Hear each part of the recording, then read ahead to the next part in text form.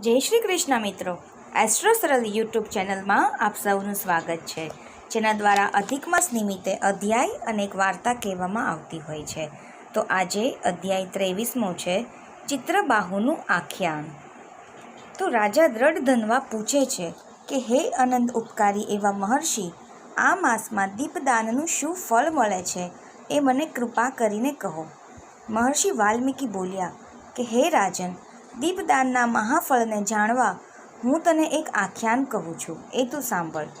પૂર્વકાળે સૌભાગ્ય નામના નગરમાં ચિત્રબાહુ નામનો એક સત્યવાદી, ધર્મિષ્ઠ, બુદ્ધિમાન અને તેજસ્વી રાજા રાજ કરતો હતો. એ કુબેર જેટલો સંપત્તિવાન હતો. વળી ચંદ્રકલા નામની એની પત્ની અતિ પતિવ્રતા નારી હતી. રાજા રાણી આનંદે દિવસો નિર્ગમન કરતા હતા. ભગવાનની પવિત્ર કથા પર બંને અત્યંત પ્રીતિ ધરાવતા હતા. એક દિવસ અગત્ય ઋષિ પધાર્યા. રાજાએ ઋષિનું પૂજન અર્ચન કર્યું, સ્તુતિ કરી, બેસવા માટે આસન આપ્યું.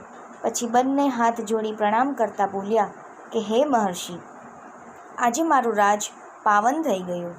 હે પ્રભુ, હું આપના ચરણને શું ધરું?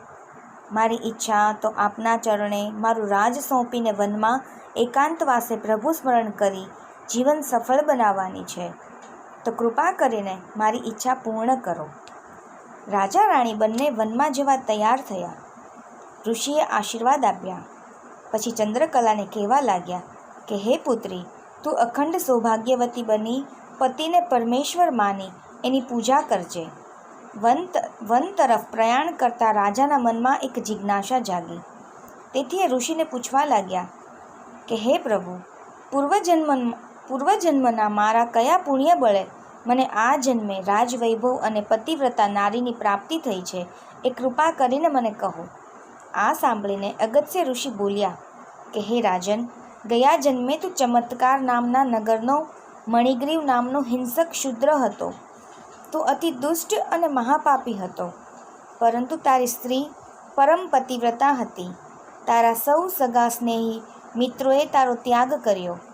રાજાએ તારું સર્વસ્વ જપ્ત કર્યું, તો પણ તારી પત્નીએ તારો સાથ ન છોડ્યો. તું પત્નીને લઈને જંગલમાં ચાલ્યો ગયો અને ત્યાં ઘોર જીવ હત્યા કરવા લાગ્યો.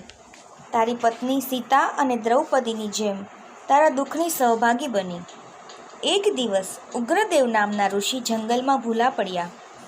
સૂર્યનો સખ્ત તાપ અને તીવ્ર તરસના કારણે ઋષિ બેશુદ્ધ થઈને ધરતી પર ઢળી પડ્યા.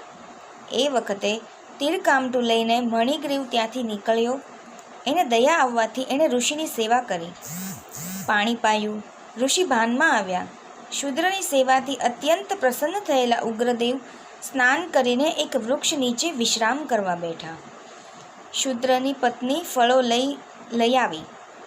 ફળાહારથી પ્રસન્ન થયેલા ઋષિ કહેવા લાગ્યા કે હે શૂદ્ર, હું પ્રયાગ તરફ જઈ રહ્યો છું. થાક અને તરસના કારણે હું બેશુદ્ધ થઈ ગયો. તું શૂદ્ર હોવા છતાં તે મારી સેવા કરીને મને નવું જીવન આપ્યું છે, માટે તારી ઈચ્છા હોય તે માગી લે.